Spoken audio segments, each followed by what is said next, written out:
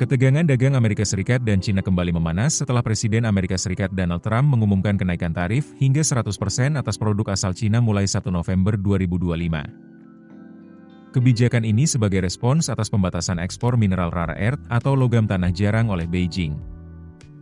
China langsung membalas kebijakan Trump dengan mengenakan biaya pelabuhan tambahan terhadap kapal-kapal milik Amerika Serikat atau yang terkait dengan Amerika Serikat. Kementerian Transportasi China menyatakan, akan mulai menerapkan biaya pelabuhan terhadap kapal yang dimiliki, dioperasikan, dibangun, atau berbendera Amerika Serikat mulai Selasa 14 Oktober 2025. China mematok biaya sebesar 400 yuan atau 56 dolar Amerika Serikat per ton bersih untuk kapal-kapal Amerika Serikat.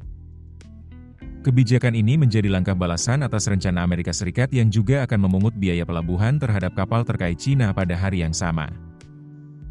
Trump menetapkan biaya sebesar 50 dolar Amerika Serikat per ton bersih kepada kapal-kapal China mulai 14 Oktober 2025. Analis menilai, langkah China akan menjangkau lebih banyak kapal karena tidak hanya berlaku bagi kapal berbendera Amerika Serikat, tetapi juga perusahaan dengan 25% atau lebih saham atau kursi dewan yang dimiliki oleh dana investasi yang berdomisili di Amerika Serikat.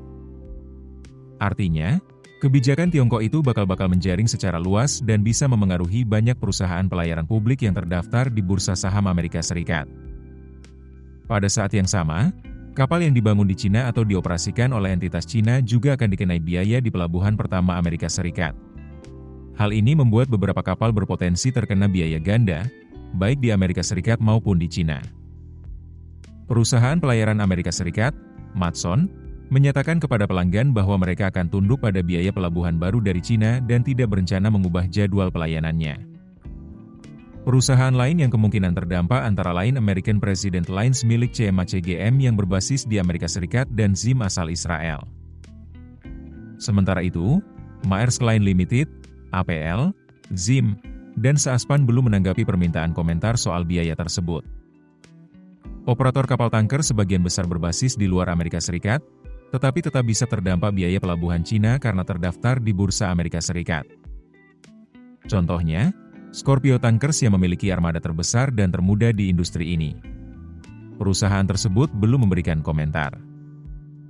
Berdasarkan analisis broker kapal Fearless, hampir 10% armada Very Large Crude Carrier serta 13% armada Suezmax, Afra, dan LR2 akan terdampak. Selain itu, analisis Fortesa menunjukkan 43 kapal supertanker pengangkut gas petroleum cair, atau 10% armada global, akan terkena dampak biaya pelabuhan China. China menetapkan biaya tetap sebesar 50 dolar Amerika Serikat per tonase bersih per pelayaran menuju Amerika Serikat bagi kapal yang dimiliki atau dioperasikan entitas China.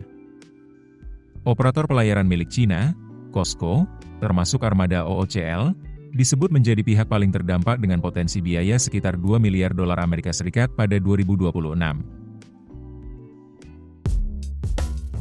Keputusan bisnis terbaik datang dari data, bukan tebakan. Mudah berlangganan Business Insight dengan subscribe with Google.